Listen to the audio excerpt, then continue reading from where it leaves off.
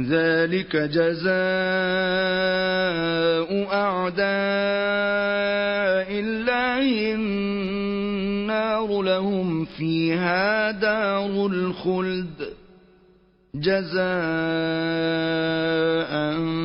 بما كانوا بآياتنا يجحدون. وقال الذين كفروا ربنا أرنا الذين أضلانا من الجن والإنس نجعلهما تحت أقدامنا ليكونا من الأسفلين. إن الذين قالوا ربنا الله ثم استقاموا تتنزل عليهم الملائكة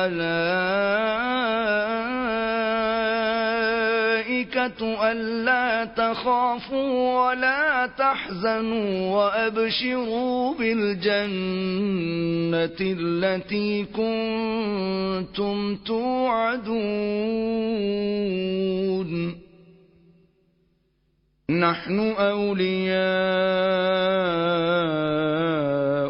في الحياة الدنيا وفي الآخرة ولكم فيها ما تشتهي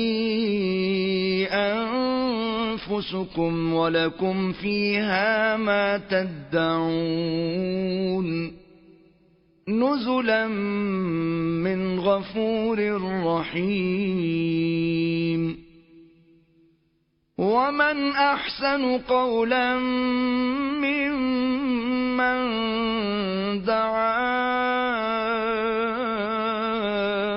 إلى الله وعمل صالحا وقال إنني من المسلمين.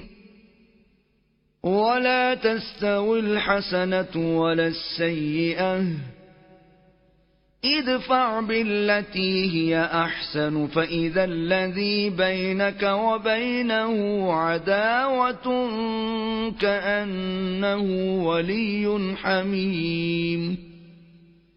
وما يلقاها إلا الذين صبروا وما يلقاها إلا ذو حظ عظيم. وإما ينزغنك من الشيطان نزغ فاستعذ بالله إنه هو السميع العليم. ومن آياته الليل والنهار والشمس والقمر لا تسجدوا للشمس ولا للقمر واسجدوا لله الذي خلقهن إن كنتم إياه تعبدون. فإن استكبروا فالذين عند ربك يسبحون له بالليل والنهار وهم لا يسأمون. ومن آياته أنك ترى الأرض خاشعة فإذا أنزلنا عليها الماء اهتزت وربت إن الذي أحياها لمحيي الموتى إنه على كل شيء قدير. إن الذين يلحدون في آياتنا لا يخفون علينا أفمن يلقى في النار خير أم من يأتي آمنا يوم القيامة اعملوا ما شئتم إنه بما تعملون بصير إن الذين كفروا بالذكر لما جاءهم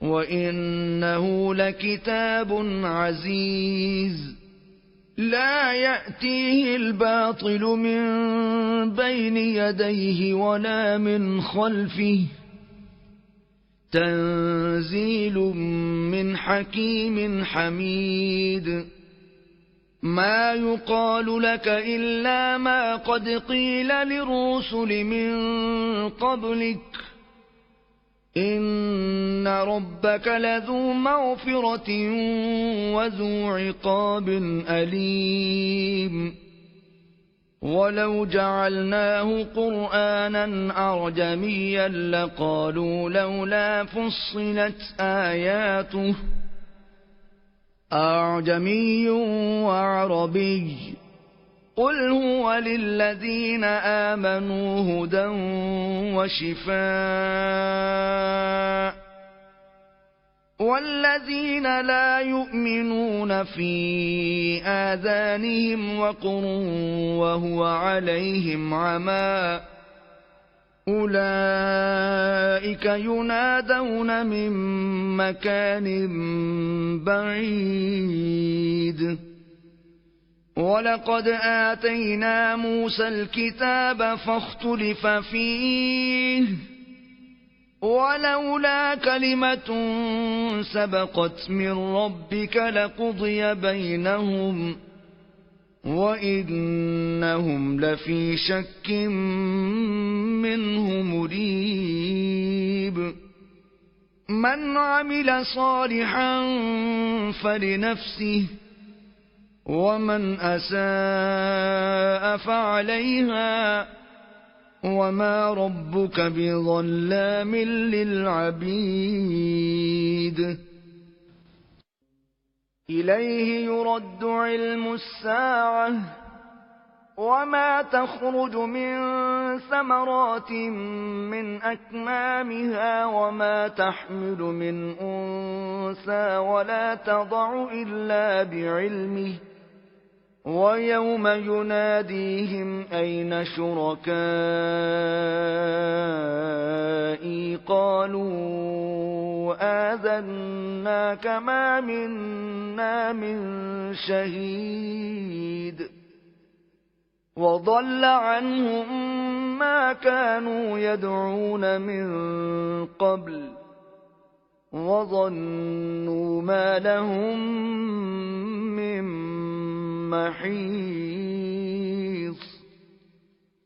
لا يسأم الإنسان من دعاء الخير وإن مسه الشر فيئوس قنوط ولئن أذقناه رحمة منا من بعد ضراء مسته ليقولن هذا لي